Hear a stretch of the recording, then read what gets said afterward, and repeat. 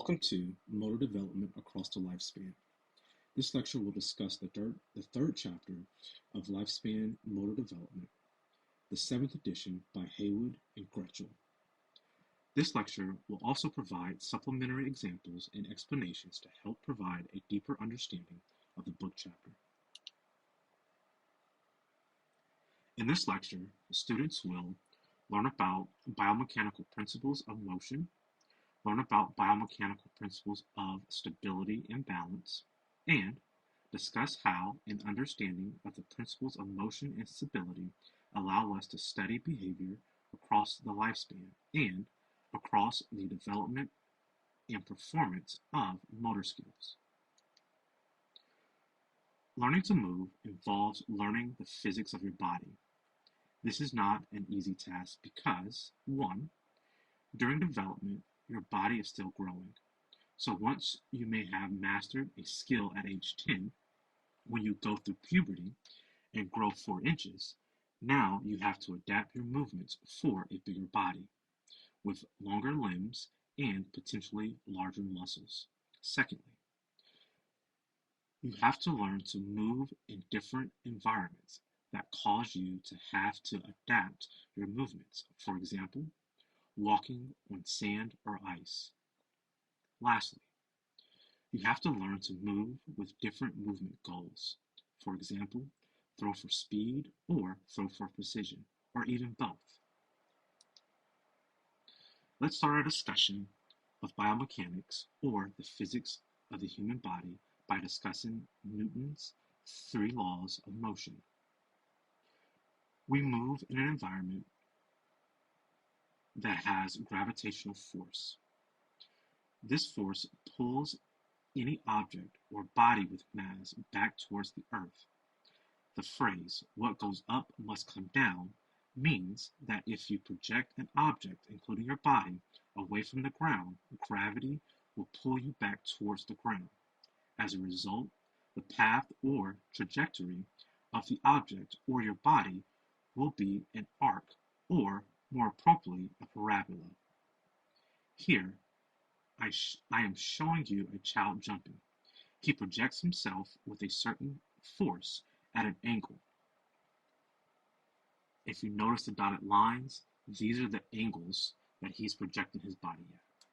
And if you notice the solid lines represent gravity.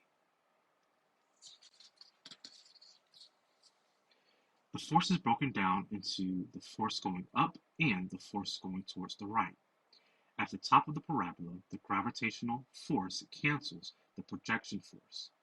The gravitational force will then bring the body back to Earth. The gravitational force is pointed straight down. The other arrow on the right is the projection force.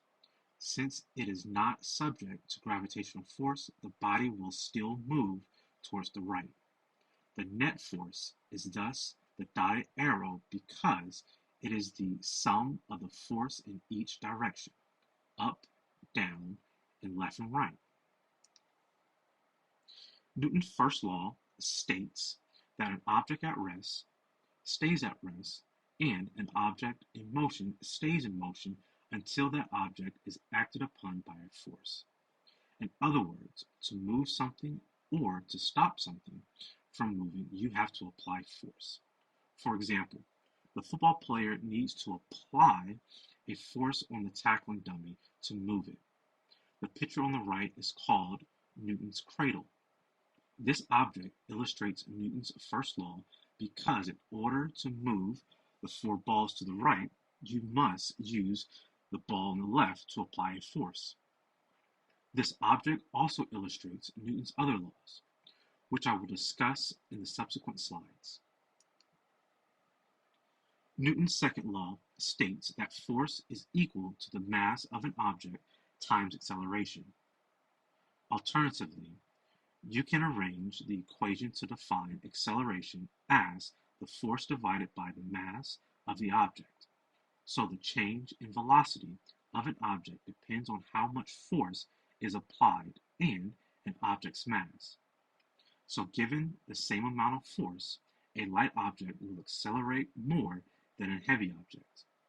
And in order to accelerate those two objects at the same rate, you need to apply more force to the heavier object.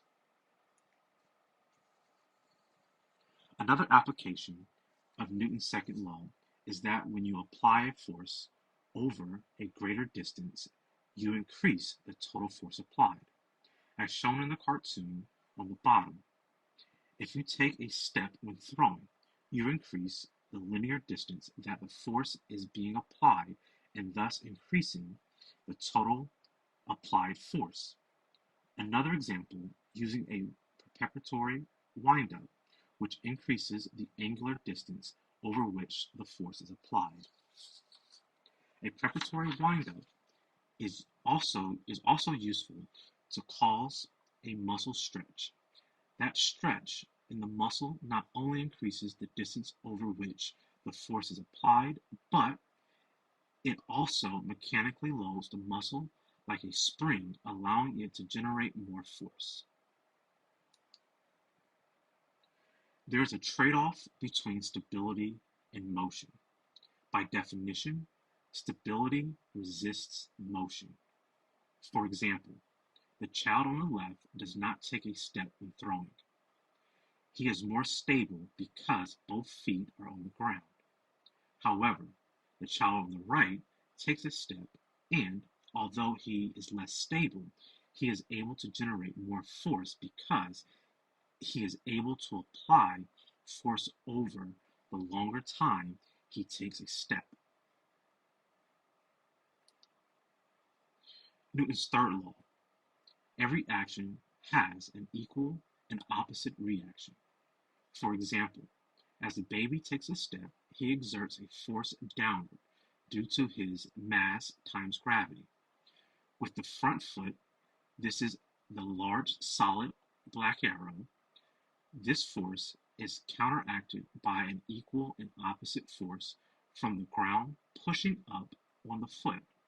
This is also called a ground reaction force. This is the large dashed arrow. The baby's back foot exerts two forces. One force downward, again due to gravity, the small solid black arrow, and a force pushing backwards to push the body forward. This is the green arrow.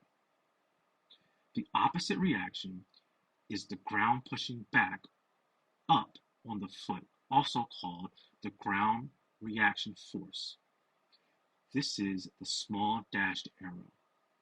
And a force pushing forward against the foot called a friction force which prevents slipping. This is the red arrow. Remember, Newton's second law, force equals mass times acceleration.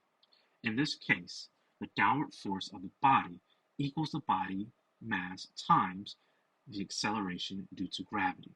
So what happens when the force due to the person's body mass times the acceleration due to gravity is not counteracted by the ground reaction force? You fall through the ground. Another application of Newton's third law is the way in which our bodies naturally compensate for segmental motion. For example, when we walk or run, there is a compensatory movement on the opposite side of the body. What I mean by this is a step with the left leg results in a right arm movement. Similarly, a twist in your lower body results in a counter twist in the opposite direction to compensate.